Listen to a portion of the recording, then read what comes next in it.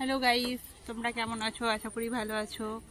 দীপ blog চ্যানেলে তোমাদেরকে স্বাগত জানাই।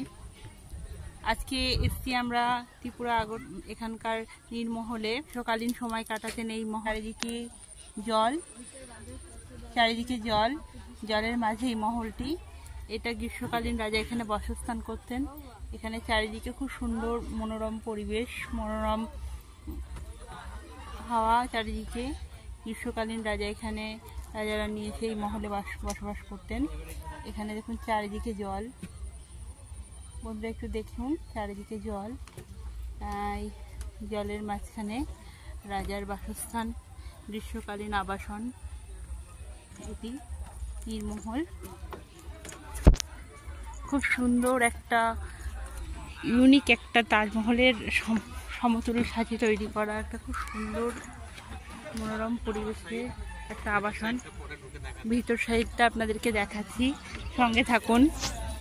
বাই।